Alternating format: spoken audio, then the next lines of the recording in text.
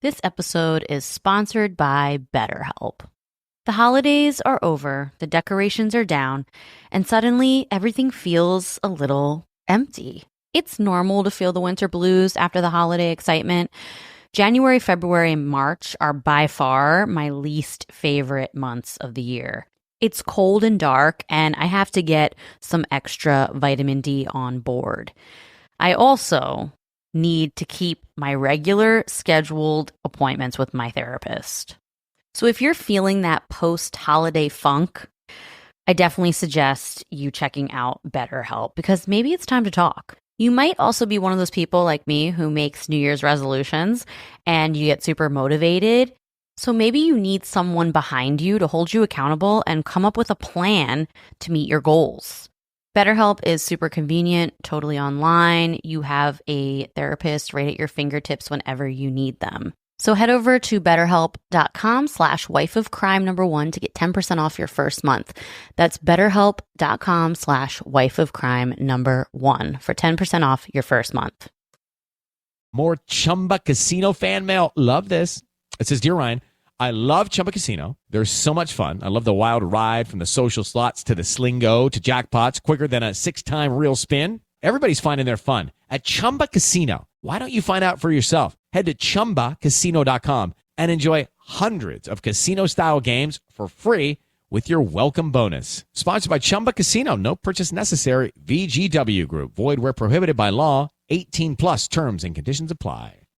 This podcast is an unscripted, unedited conversation about true crime. We take the cases very seriously, but I don't take myself seriously at all, and neither should you. Welcome to Wife of Crime. So, Russ, you know that survivor stories are my absolute favorite. Out of all the cases we tell, they are definitely my jam. Today, I'm going to tell you about a 17-year-old girl who not only got away, but outsmarted and outwitted an actual serial killer. This is the case of the survival of Lisa McVey and the takedown of Bobby Joe Long.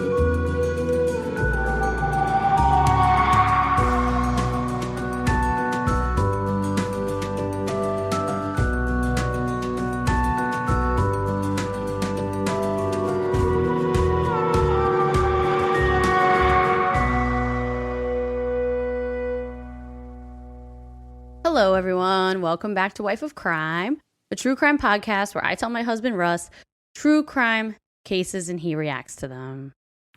What? I'm famous. Why? I'm on the DMX documentary on HBO. Me too, bro. I'm on it too. Yeah, but I'm really on it. No, you're on it twice. Like, they got me for real. like DMX didn't even know me and him were best friends when he was alive. R.I.P. DMX. I know. So if you don't know already, over here at Wife of Crime, we're big DMX fans. And we have a story about DMX that we told a long time ago about his return to New York concert. And there's now an HBO documentary out that shows footage from that concert that we told the story. I can't even remember what episode we told the story on. It was a bunch of episodes ago. Yeah, so a friend of mine, I was just sitting around. I think I was looking for sneakers to buy because when I get sad, I always want to buy a pair of sneakers. It's really weird. Retail therapy. Yeah, good feets. Hashtag good feets. So he sends me a picture, a screenshot of me and DMX. Yeah. Not like holding hands, but that would be whack too. But it's a new documentary on HBO, nothing to do with us, except that I'm in it. And me, I'm in it. Stop. You need to tell them I'm in it too. She's somewhere in there. I am. But we were in the front row. I'm very noticeable because I'm actually in a bigger part. You are. So I was thinking this week, we're going to do a contest. If you watch that DMX HBO documentary and you screenshot a picture of me in that documentary and send it to us at Wife of Crime Pod on Instagram, the first person to do it, because I can't afford to buy everyone everything. I'm just a regular dude who has a job. But the first person to do it, we will send you a t-shirt. Oh, wow. That's very generous. Yeah. And I don't like buying anyone anything. Well, I'm not even cheap. That's not true. I'll buy people stuff. I'm just talking shit. Yeah. But I can't buy 1,000 people a shirt. So the first person to do it, if you find it, it's like playing Where's Waldo, except where's the profiler? No, but honestly, that documentary was really good. So even if you don't find Russ in it and me in it, since I'm in it too, if you don't find us in it, just watch it anyway, because it's a really good documentary about him and like the last days of his life. And like he was just a real dude who had a lot of problems. Like he's just known to be somebody who has a lot of issues, and he raps about his issues all the time. And he's just a real person. To me, the reason I like DMX is because he's just a regular dude who raps. He's not a manufactured image like a Britney Spears or something, who are people crying to free her and stuff like that. Leave Britney alone. Yo, anyway, we're going too much on DMX. I'm in it twice. It's not just in the concert part. There's another part. So bonus points if you can find me twice. Yeah, if you can find him twice. I'm only in it once, unfortunately. But we did tell the story a few episodes ago, which was a really funny story. So I guess if you can find it, send it over to Wife of Crime and Russ will send you a t-shirt. Yeah, that means you have to send me your address and trust that, I'm not a serial killer, which I'm not, because if I was, I'd be lazy and only get people that are very close to me. So on a sadder note, this week you saw that whole school shooting stuff. Yeah, that's honestly it's so sad. Like, I just can't believe how many school shootings there are. And I can't imagine, because we're not parents, I can't imagine being a parent nowadays. You send your kids to school expecting them to be safe in school, and they're doing these drills where they have to learn how to handle an active shooter. Like, I can't even imagine. Yo, that's crazy. And the only way they're handling it is just like barricading. And there's got to be a better way to prevent all this. And now they're in this one, which is crazy, they charge the parents as well with assisting, I guess. I don't know the right word because I'm not a lawyer. I'm a profiler. They're accessory to murder. Accessory. Yeah. So that's pretty crazy. I feel like that's unprecedented almost. I don't know if that's ever happened before. I don't know if they've ever charged parents. Yeah. I mean, well, I think like the DA was having a press conference that we watched, and she was saying that Michigan gun laws are not strict enough, which I find it, listen, we don't get political on this show. That's one thing that in our reviews, we've had a bunch of reviews talk about how good that is, because there are a lot of podcasts that get very political. Well, my political view is, all right, breaking news. Here's my political view, everyone. We all have an opinion. You have an opinion. I have an opinion, the red and blue, and everyone has an opinion, and we're all wrong. That's my opinion. No one knows what they're talking about. Yeah, that's true. Honestly, it's really, at the end of the day, it doesn't matter. Yeah, but all that matters is hopefully one day they can figure out how to stop all these mass killings and, put aside differences and just figure out what's best to protect innocent lives. Yeah, it's a really sad situation, but... And I don't know if it means more guns, less guns.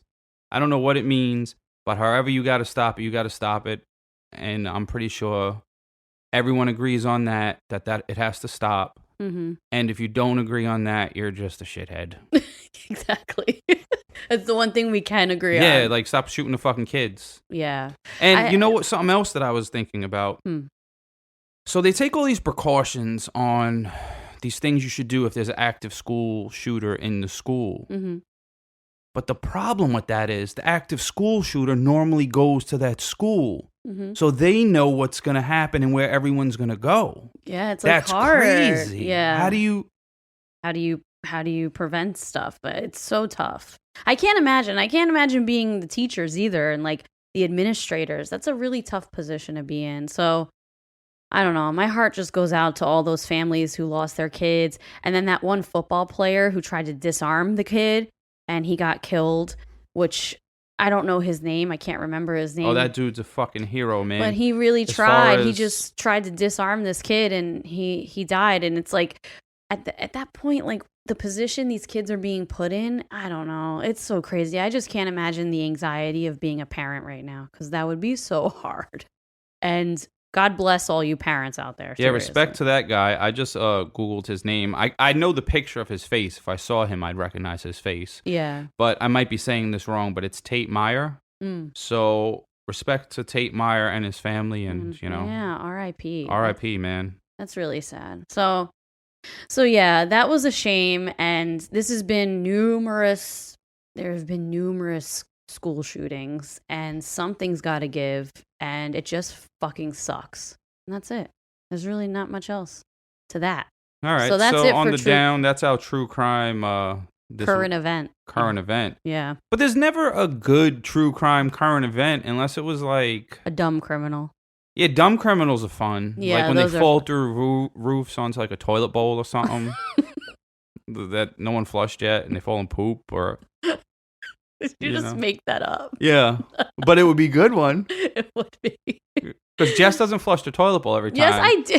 Shut up, Russ. She doesn't. He's so full of shit. No, literally. the toilet bowl you leave behind is full of shit. You're so annoying. I'm like, bro, why didn't you flush? I do not. Stop. That's true. You're do not. literally telling the entire world this right now. Stop.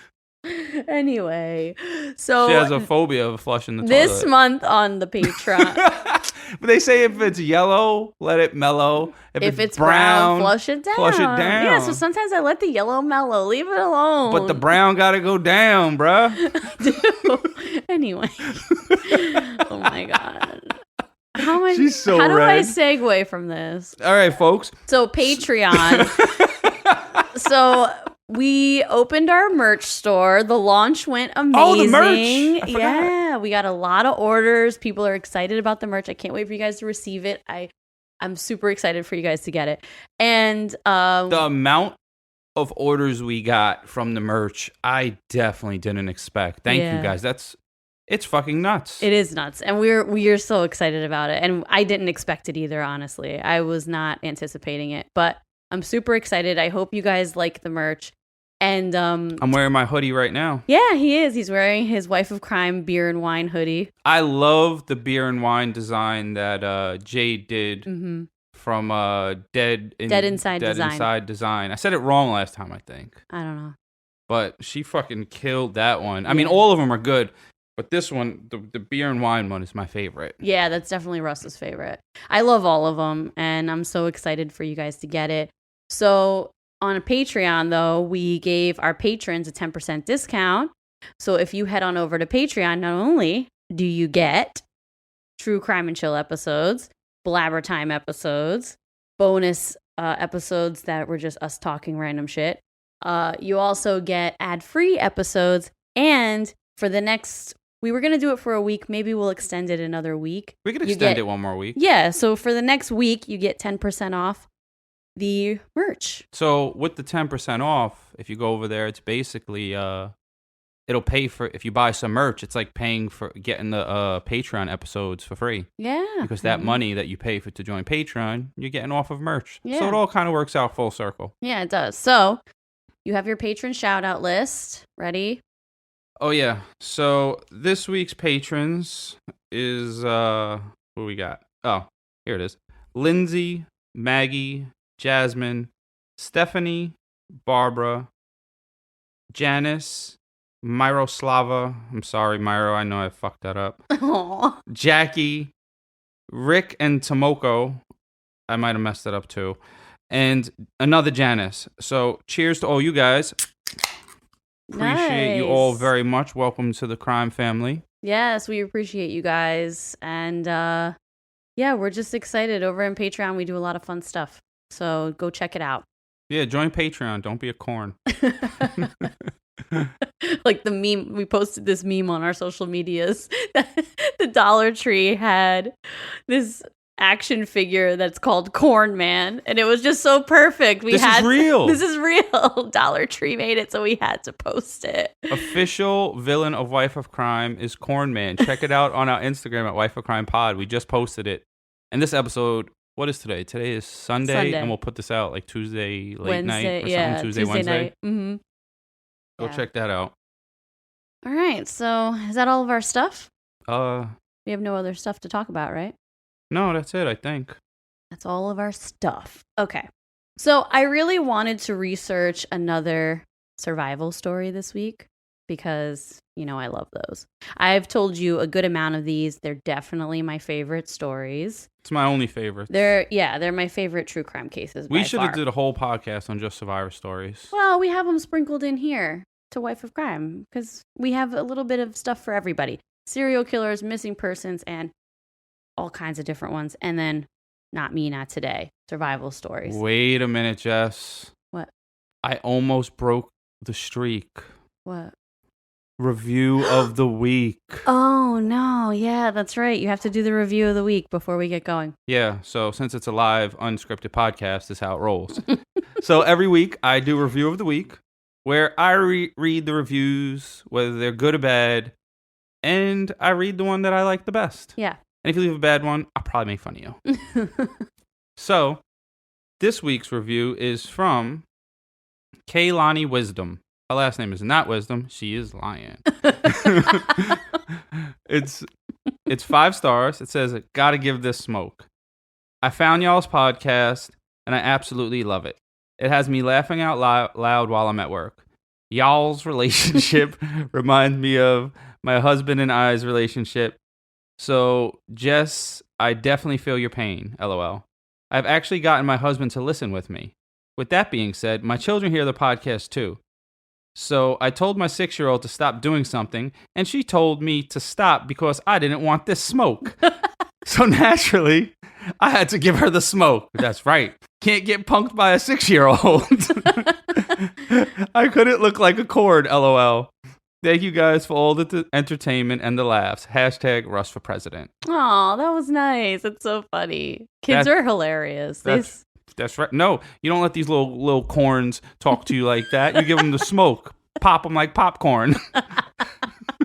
Because when you give a corn the smoke, they turn to popcorn. You're so weird. Well, that was a good one. Thank you, Kaylani. That was good. I think Kaylani is a patron. I remember reading that name, I think, in the patron list. Oh, really? Okay. Probably. We got a lot. Yeah, we do. All right, cool. But if you're not, respect to you still, but I think you are. Oh, okay. So let me go back to the story. Pick up where you left off. So all of the Not Me, Not Today survival stories are so inspirational and prove that we can definitely overcome anything that comes our way. Lisa McVey was a 17-year-old girl from Tampa, Florida, whose story is incredible for so many reasons. But the more incredible part of this story is the horrible situation she found herself in would actually be the thing that showed her that life is worth living. Sounds like a fortune cookie. No, but this whole situation proved that to her. Are you ready? Hell yeah. Lisa McVey was 17 years old, living in Tampa, Florida. She was still in high school and working evenings at a Krispy Kreme donut shop. By the time I bought a couple stocks in Krispy Kreme. You did? Yeah, I like donuts. They have really good donuts. Yeah, I made like 20% on that, and I lost money on everything else. But I only bought like 1 or 2 stocks of Krispy Kreme while I was on Robinhood because I was like, I like donuts. That's fun. That's funny. Well, she worked at a Krispy Kreme. Like after school, she would go there and work in the evenings. By the time Lisa was 17, she had already been through so much trauma in her short life. She was born into a really bad situation. When did this go on, this story? This is like 1984. Oh, okay. I was alive. Yeah, you were alive. So she was born into a really bad situation. Her mother was an alcoholic and a drug addict. When Lisa was a young girl, as early as 2 years old, she remembers her mother leaving for days, and she would often be hungry. By the time Lisa was school age, her mother would have random men in and out of the house, and they would abuse her. Her and her mother were also homeless many times, and they lived on the street or in and out of women's shelters. Lisa was placed in the foster care system at age 5 and went from home to home, as well as like group homes, like she would go into foster families' homes, but then also lived in like girls' group homes on and off. By the age of 14, after years of neglect and abuse, Lisa's grandmother steps in and says Lisa can move to Tampa to live with her and her boyfriend. And this sounded like it would be a good opportunity for her to escape a hard life and start over. Wait, who's she moving to Tampa with? Her grandmother and her grandmother's boyfriend. Okay. But shout out to the grandmas that step in. Not this one. Because unfortunately... shout down to this bitch. Yeah. Unfortunately, she was only moving from one level of hell to another deeper one. After living with her grandmother and her grandmother's boyfriend for about a year, her grandmother came to her and said her boyfriend is interested in her. She's 14. For the next 3 years, Lisa was being beaten and held at gunpoint numerous times a week and forced to have sex with her grandmother's boyfriend. Her grandmother never helped her and instead encouraged this behavior and would sometimes even watch. I hope Lisa kills them both. She doesn't, but Lisa's only escape was school and her job at the Krispy Kreme donut shop. That was her only escape out of this situation. That's crazy. You know what I think of? You go, say in the morning, you go to work, you'll get yourself a coffee, a donut. You probably shouldn't get the donut because, it's not good for you. But, and then like, yeah, I love donuts too, but my stomach's growing because I'm getting older. And you see a person working, you have no clue what they're going through in their life. You don't. Like, who knows? Maybe they could be the happiest and having the best life, but you also don't know. Like 100%. And even like at this time, by the time that this story really starts, the situation happens, she's 17 years old. So like you see some 17-year-old kid working at Starbucks or at Dunkin' Donuts, and you don't know what they're escaping from. That's why it always pisses me off when people treat people in the service industry like garbage. So everybody listening, PSA, treat people in the service industry well because number one, they're not making the best money. Number two, you don't know what people are going through. They're serving you. So be nice. Everybody just be nice. You know what some of my favorite videos are? When someone berates someone at a McDonald's and you see the McDonald person thinking about it and the person's berating them, talking mad shit. And then the person comes out from the McDonald counter. You see them think in their head like, this job ain't shit. They take their hat off. They come out from behind that counter and they yank the bitch's wig off that was yelling at them and they whoop her ass. I love that shit. There's a lot of that on worldstar.com. That's where I get most of my news.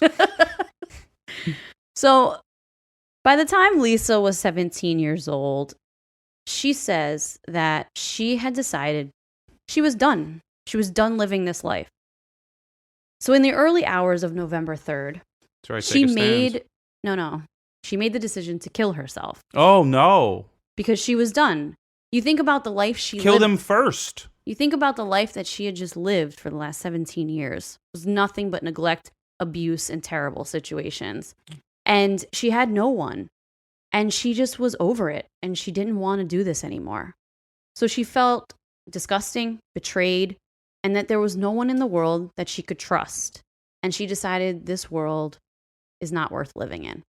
And she just wanted to be free. So before school, on the morning of November 3rd, she sat in her room and she wrote her suicide note. Later that day, she worked the closing shift at her job and closed up. Wow, she went to work before she was going to off herself. So that happens a lot, actually. People will plan their suicide and then they will go through their day knowing that it's going to happen later, and it actually brings them a sense of happiness and freedom that they know that this is going to happen. This is a common theme we hear about a lot, and in mental health and in my job, I hear about this a lot. That's crazy because in my life, one of the things that I hate most is going to work. So that would be something I'm not going to do. Well, yeah. But I mean, I think it kind of brings this sense of like, okay, like she's came to terms with it and she's ready to be done. So she wrote out her suicide note. She went to school and then later on she worked, the closing shift at her job. And she got off at around 2 a.m. So Lisa loved riding her bike everywhere. She would ride her bike. Shout out to the bikers, me too. Yeah, she would ride her bike home from work every single day.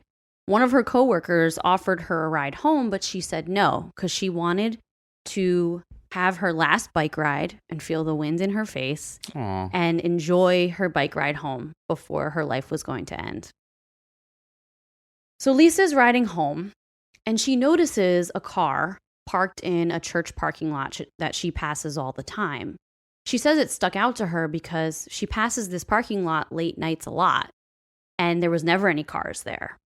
So she's looking at it, and she's not riding super fast. And then all of a sudden, she feels someone grab her off of her bike from behind. And there's a man who then ties her wrists together behind her and blindfolds her. Lisa says she immediately realized she isn't ready to die. Right? Wow. And seems like this might have saved her life. So, yeah, we'll talk about that later. So she immediately realized, oh my God, I'm not ready to die. And she made the decision in that moment that she will do everything she can to survive because she isn't really ready to die. So the man threw her in the back seat of a car, and he starts driving.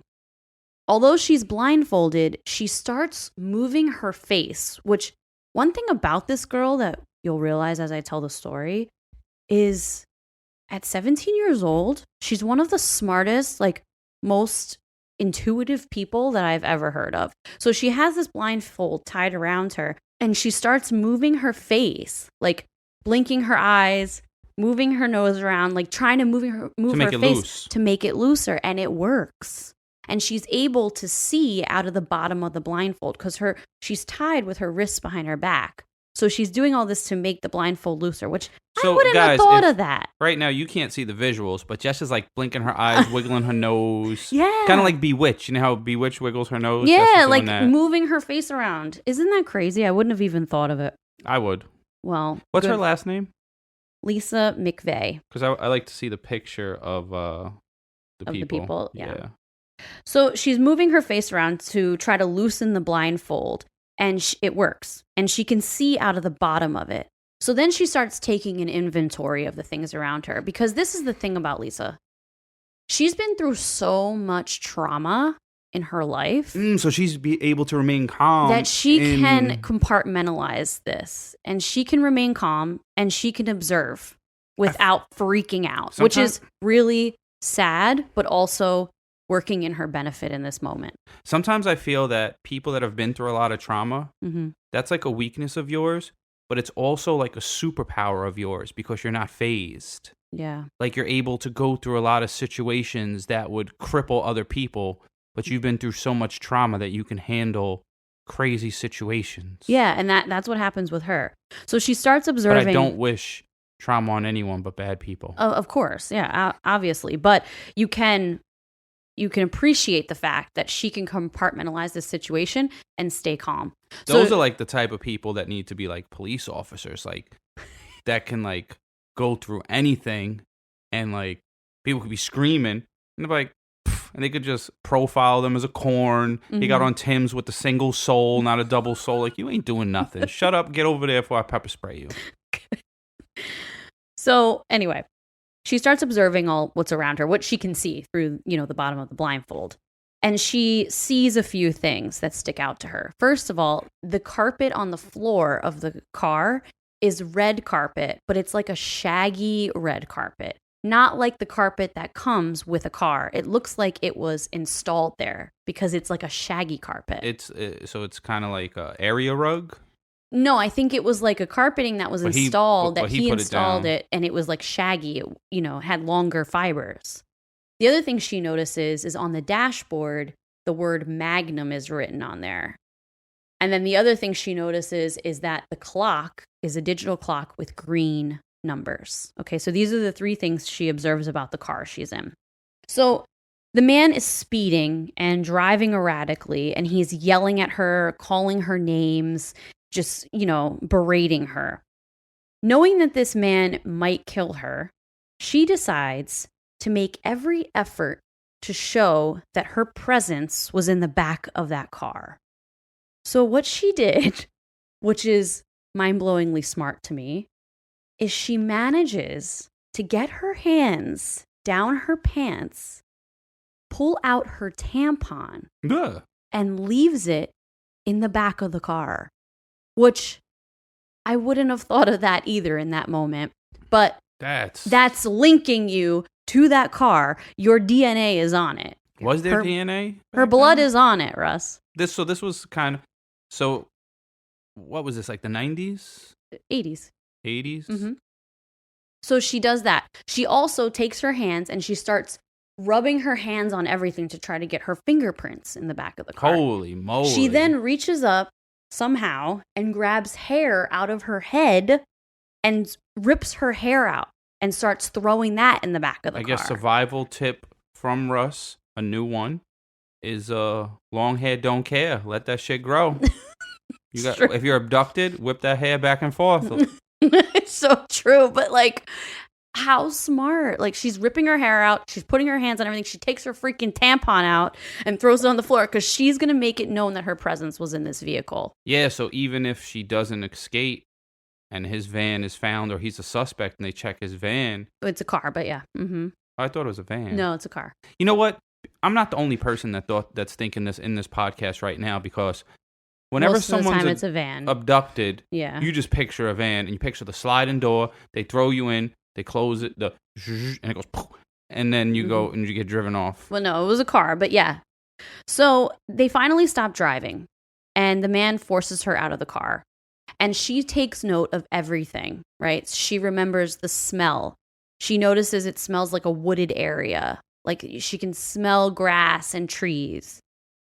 He also forces her to walk up a bunch of steps, and she counts every single step as she's walking. There were 18 steps all the way to the top. So she's just so observant. She enters the home and notices the smell. It smells like fresh paint and cleaning products.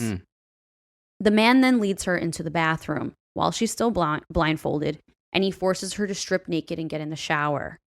And then he starts washing her.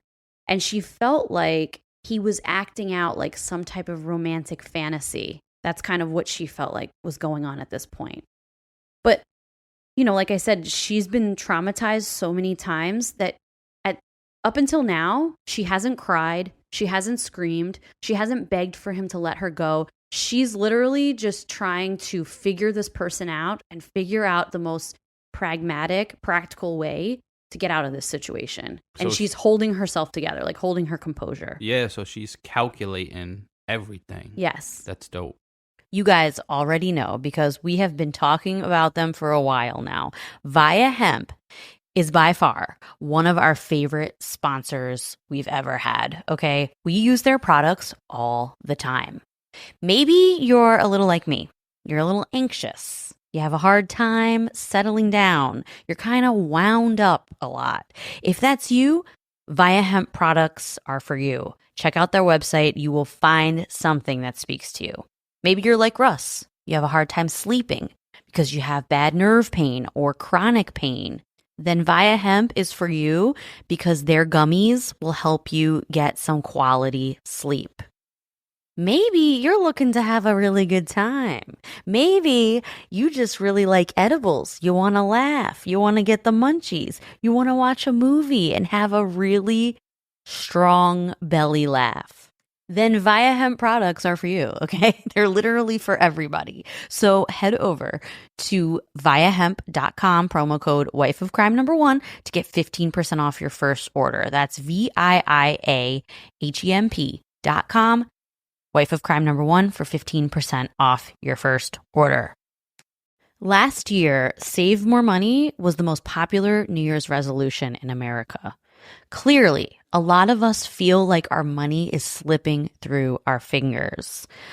Well, I don't know about you, but I'm not the best saver, and I don't know much about investing until I started saving and investing with Acorns. Turns out you don't have to be an expert at all because Acorns will recommend a diversified portfolio that fits you and your money goals. And I always thought that when people say, ooh, I invest in stocks, that they had a ton of money or something. Well, you don't need to be rich. Acorns lets you invest with the spare money you've got right now. You can literally start with $5. And you know you guys are spending that at Starbucks on these fancy lattes. So skip the coffee and invest with Acorns. You don't even need a ton of time. Like, you can just sign up and start investing within 5 minutes. Head over to acorns.com/wifeofcrime or download the Acorns app to start saving and investing for your future today. That's acorns.com/wifeofcrime. I mean, it's not dope that she's in the situation. No, but it's dope that she's she calculating can do that. everything. And I feel she's about to give him the smoke. No, she's not yet. So she wants to observe him and figure him out and analyze what's going on in his head. Another thing she says when I watched her interview is that during this time in the past, when she would fight back against her abusers, they would get more violent. So in this moment, since she doesn't know this person and what's going to happen, she didn't fight back, right? Because she didn't want him to get more violent and kill her. Instead, she just stayed calm and went along with things so she could figure out this guy's personality. So he ended up getting her out of the shower and he raped her on the bathroom floor. And when it was over, she asked him if she could use the bathroom, but she said, I'm not using the bathroom with the door open. I have to pee and I want to close the door. I need privacy. And he said, okay. He allowed her to do it. So what she did, she kept the blindfold on because now she wants him to trust her. So she kept the blindfold on and she takes her hands and she touches everything. Under the toilet seat, all over the floor. She wants her fingerprints on everything. On the mirror, she touches the mirror. Wow. She puts her fingerprints everywhere. So after this, the man made her leave the bathroom and brought her into the bedroom. And throughout the night, he continued to beat her and rape her over and over again. And she said that during this time, she kept putting her hands on his face because she's blindfolded, but she wanted to know a description of him that she could give cops. So she's touching all over his face, and she figures out that he has a short haircut, a mustache, and she notices that his ears are very small, which is like an interesting thing to remember, but like a good detail if you're looking at a picture. Right? I guess so, because back then, mustache and glasses seemed very, everyone had a mustache back then. Yeah, exactly. Everyone thought they was Burt Reynolds. So then he forced her to lay in bed with him and told her to go to sleep, which, like, how is she supposed to go to sleep?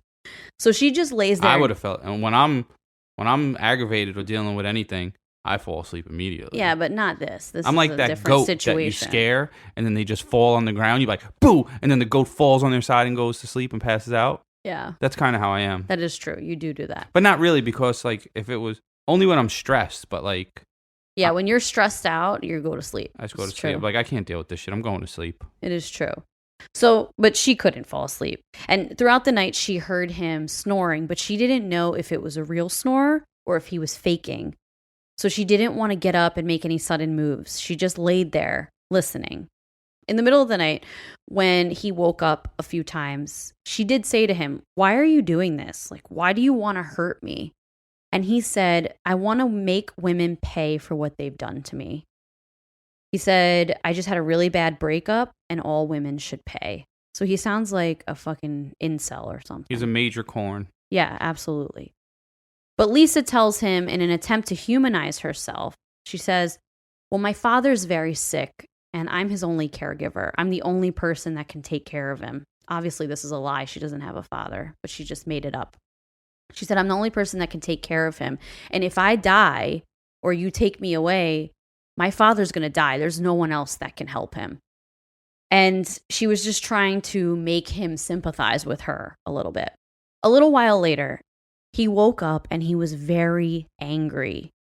And he would have these mood swings where he would wake up in the middle of the night and be nice, and then he would wake up and be violent and angry. And this went on all throughout the night. Hope she finds a knife and stabs him in his neck. Well, she says at one point, he asked her what her name was, and she told him her name was Carol. And in the morning, the man got up, got out of bed, and she hears him moving around in another room, and she hears a sound of like metal on metal. And then she kind of hears the sound of like a gun being loaded. And then she starts to get really freaked out because she's like, okay, I've gone this long and nothing has happened. Why is he out there loading a gun? At this point, you know, she tried to remain as calm as possible, but he came in the room and he took her blindfold off so she could now see him. So now she's really scared because she's like, oh, he's letting me see him. This means I'm dead. Like, so this is the first time her blindfold's been off. She hasn't taken it off yet. No, she hasn't taken it off. I thought she might have had it off. No, she was trying to follow directions because she's trying to she's trying to calculate the situation and she wants him to trust her. Wow. Okay. So she hasn't taken it off. She hasn't fought back. So he finally takes the blindfold off and he takes her into the living room, puts on the TV, and he makes her a sandwich. Okay. In the kitchen, which is super random. So she's watching TV and now she sees the news coverage of everybody looking for her. And she sees that the police are on a manhunt now to try to find this missing teenager because they found her bike and all of her stuff scattered all over the street. So that's how they knew she was missing? Yeah. They just saw the bike? Well, and her grandmother called. Oh, fuck that bitch. Well, yeah, but she called and said, my granddaughter's missing. Then they find her bike and all of her belongings on the street. I can't believe her grandmother even cared enough to be like, oh, she's missing. I don't know if she cared.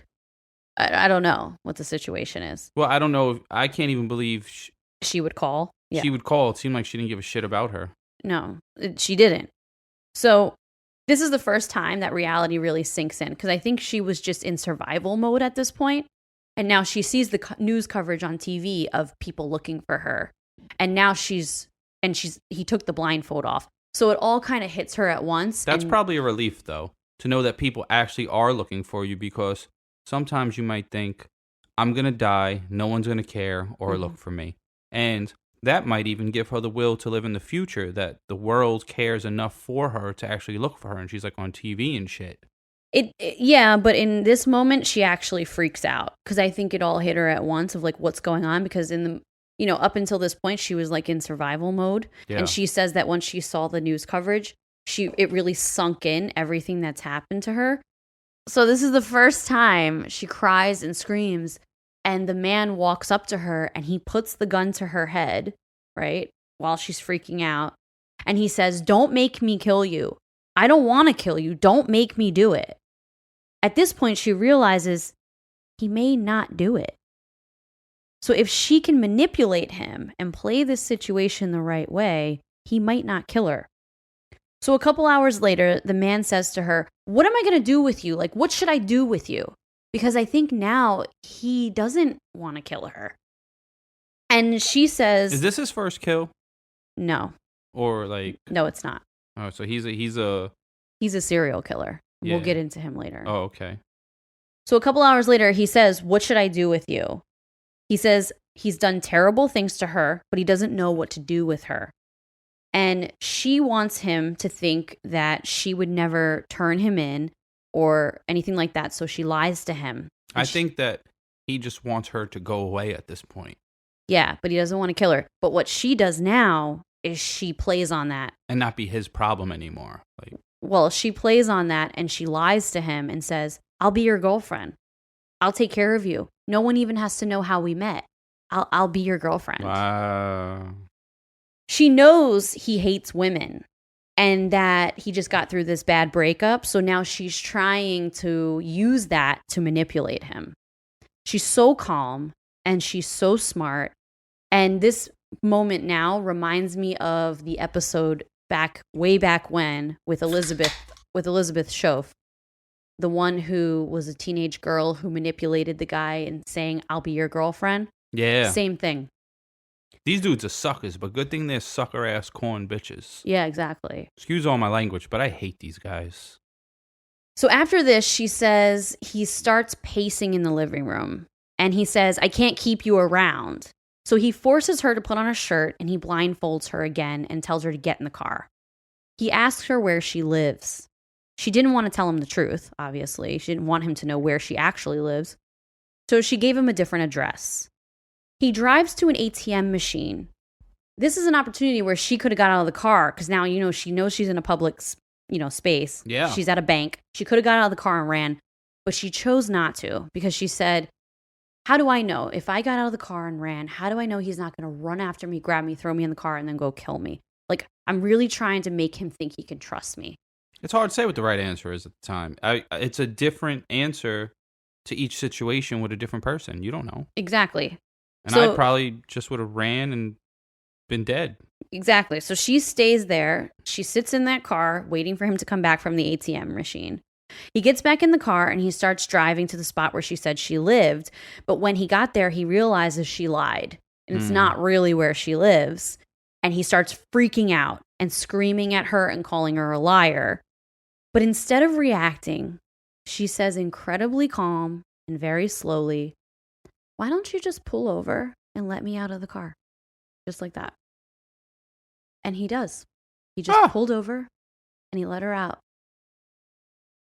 So he grabs her before she gets out of the car. He grabs her and he hugs her. And he says to get out. And he says, "Tell your father I'm letting you live for him." Wow. Because, she lied and said she had to take care of her father. Yeah. So she stands there for a few seconds, like in shock, right? And she hears the car pull away, but she's still blindfolded. But she doesn't know, okay, am I safe? Can I just leave? Like, she's in shock that he just let her out. So she takes the blindfold off, realizes he's not there anymore, and just books it. She runs as fast as she can. You got it from me. Yes. She runs as fast as she can and gets to her grandmother's house. She starts frantically knocking on the door to get in. But unfortunately, this story does not end here. What? Lisa has a lot more fighting to do. So her grandmother's boyfriend answers the door, and he drags her in the house by her hair. For the next 5 hours, he beats her over and over again and screams at her, saying that he's punishing her for running away and cheating on him. The grandmother, fully aware that this is happening, calls police and tells them to call off the search, that the missing girl is back home and she's lying, telling them a fake story about being kidnapped. This is getting worse and worse. What the fuck? Exactly, right? So the police say, well, you know what? She's still a minor. She still was gone and missing. So we still have to bring her in and talk to her. Whether she's telling the truth or not, it doesn't matter. We still need to talk to her and conduct an investigation. So they bring Lisa into the station, and she's first interviewed by a female detective, and Lisa tells the entire story. But the female officer says that she doesn't believe her. That's not your job. Isn't that crazy? Report what she says. I have goosebumps right now because this bitch tells her she doesn't believe her. How do you sit across the table from a 17-year-old girl who just told you this horrific story of being kidnapped and raped for 27 hours by a stranger with the most insane amount of detail? She remembers so many things. So she tells this female detective... What's her name? I don't know. Fire this bitch. She tells this female detective this story. The female detective says that Lisa's demeanor is so calm that there's no way that she's telling the truth, because if this was a true story, she wouldn't be acting this calm. And the detective wants her to repeat her story over and over and over. And finally, Lisa gets angry and she says, "No, I'm not talking to you anymore. Bring someone in here that's more intelligent." That's what she tells the police officer. Right. You let her know. So the next morning, they call in Detective Larry Pinkerton, who is a detective for the SVU of the Hillsborough County Sheriff's Department, which is in Tampa. Is it SVU? SVU is Special in Victims my mind, Unit. Ice-T is walking in right now and he's going to fix this. Exactly. Yeah. Dun dun. Yep.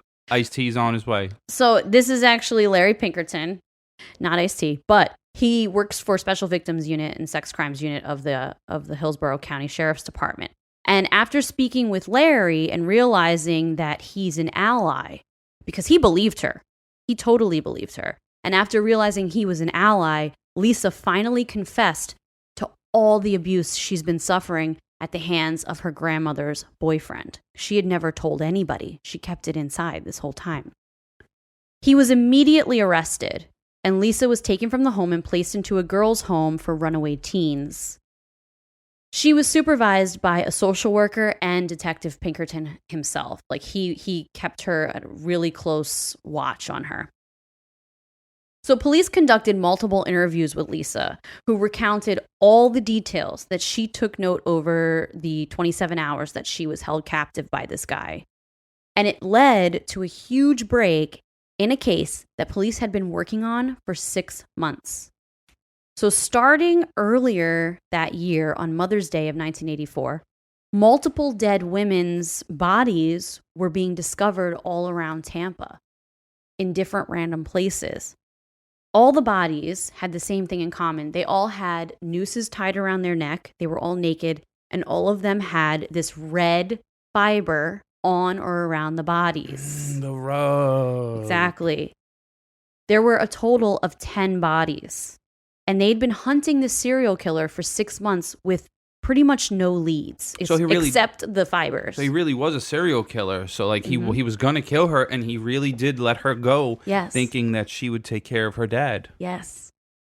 It's funny things that like these killers will like have feelings for. Mm-hmm. Like maybe he had a dad that was sick or something. Like, it's weird. It resonated with him, or like you just don't know what's going to be their soft spot or their weakness. I know. So as far as the physical evidence, they really had none except for these red fibers. That's the common denominator for physical evidence. The other things they noticed was the fact that all the bodies had been tied up at the wrists and tied around the neck. So that's all they knew. And when she came in and told her story and talked about this red carpet in the car, it led to this huge break in the case. So a few weeks later, Lisa's watching TV, and she sees the information about the investigation that's been ongoing about the deaths of these multiple women. And she calls Detective Pinkerton, and she says, I know this is the man. I know that the same man that killed these women is the man that kidnapped me. So they decided to try to figure out who this guy was. And they knew the man drove a Dodge Magnum because at the time, the only car with Magnum printed on the dashboard was a Dodge Magnum. Okay? I would think only a Dodge Magnum would have a Dodge Magnum on it. No, only Magnum was on the car dashboard. Yeah, so maybe they got to drive around counting people's stairs, looks for 18 stairs. Well, they looked for Dodge Magnums, and they looked for Dodge Magnums with red, shaggy carpet in the back. They also subpoenaed all the records of local banks around the area where she was dropped off to find who used the ATM on the day that she was dropped off. Oh, to narrow it down. Clever. And they narrowed it down that way. After comparing all the names, they narrowed it all down to one man, and his name is Bobby Joe Long. So Bobby Joe is a 31-year-old unemployed X-ray tech who had a history of violence against women. So according to his ex-wife, after he got into a motorcycle accident when he was in his 20s, his personality totally changed, and he became very violent against her and their children. Yeah, you get head injuries, and it changes who you are. And that's what his ex-wife said, that before that, he was a normal guy. Then he got into this accident, and he started being violent against her and their children. I had cracked my head open. So maybe it made me this smart. Maybe it did, yeah. Maybe it knocked a few screws loose in there. Maybe you should shut up. According to his ex-wife, after he got into the motorcycle accident, his personality changed, and she said that after the accident, she was really scared for her and her children's life. So she never pressed charges for the abuse, but instead she left and divorced him. So after they look into Bobby's past, they get a picture of him and they start following him around. They snap a picture of him, and then they come to Lisa with 5 different men's pictures because they want her to truly identify the right guy, right? She saw him. So she got this. Yeah. So she obviously says, this is him, 100%, this is the man that took me. So then the police start monitoring him even more, and they see him stuffing things in trash cans and moving stuff out of his house. They think he's planning to leave town, and they know they need to act fast. So they get a search warrant, and they find Lisa's fingerprints all over the bathroom, like she said they would be. They find her hair and her fingerprints. I don't think they found her tampon because he probably took it out. But they found all the other things in the back of the car, just like she said they would be. She's smart, man. So the police end up linking him, using the red carpet fibers, linking him to all the bodies of the women. So this all happened in a 12-day period. From the moment she was released till the day he got arrested, only 12 days had gone by. So they acted very fast. But 2 women died. He killed 2 more women in that 12-day span. Wow, so he was like on a rampage. Yes. So police arrested him outside of a movie theater, and he immediately confessed to everything. Bobby Joe Long was tried and charged with multiple counts of murder, among many other felonies, and he received multiple life sentences as well as a death sentence. After this, Lisa was taken out of her grandmother's house, and she was able to move in with her Aunt Carol and Uncle Charlie, and she says that this is the first time in her life that she was shown any type of love. Damn. Lisa could finally start the life she deserved. So in 1995, she got a job with the Hillsborough Parks and Recreation Department, and then a couple years later, she became a dispatcher for the sheriff's office. And then she decided she wanted to become a police officer. Ha! The profiler strikes again. You did, yeah. I didn't want to say anything, but she ended up becoming a police officer in 2004, and she still works for the Hillsborough County Sheriff's Department today in the sex crimes unit. And she is determined to help save children from these horrible sex crimes. She's also a school resource officer at a middle school. And she teaches her middle schoolers to never let anyone touch them, never let anyone take advantage of them. She's fiercely protective of the children in the school that she works at. Wow, she's become a major asset to the world. Like, absolutely. Like her surviving, she should be very proud of herself. She's amazing. So she says that this whole situation, that if it didn't happen to her, she would be dead. Wow. She was set on killing herself that night. The trauma and the terribleness she went through kept her alive. Yeah, she says that That's nuts. She says even though it was horrible and horrific, it finally got her out of her grandmother's house, and it led to her being able to actually start a life, and that she has now made her message, and she's going to spend the rest of her life making sure that she protects as many children as she can from horrible people, like the people that she came in contact with as a child. Good for her, man. Yeah, she's like a incredibly amazing and inspirational woman, and reading her story just gave me so much, warmed my heart so much and gave me so much hope and love. And I'm just so happy that people like her exist. Seriously. There's a movie about her life. It used to be on Netflix, but I think they took it off. It's called Believe Me, The Abduction of Lisa McVey. And I haven't seen it because it's not on Netflix anymore, but I've heard that it's an incredibly emotional watch because it's pretty much her exact story. They didn't even really dramatize it. They did exactly what happened. It was dramatic enough. I'm not going to watch it. I get all my true crime from here. I know. But it's just a lot of people who reviewed it said it was just really crazy to watch and see that someone, especially a 17-year-old, went through all of that. It's sad, but she overcame it. She is a success story. Mm-hmm.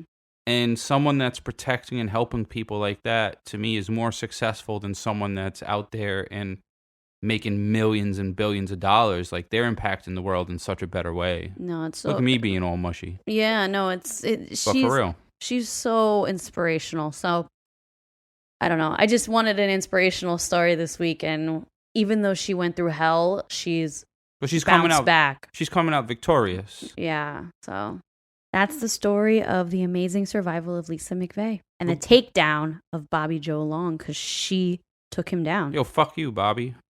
So she ended up going to his execution. And she wanted and her grandma. Yeah. All the people. Her mother, her grandmother, her grandmother's boyfriend. How about the grandma's boyfriend? Did he go to jail? Yeah, he went to jail. I don't know if he ended up getting released. I hope they got his cheeks. I don't know. I hope they did.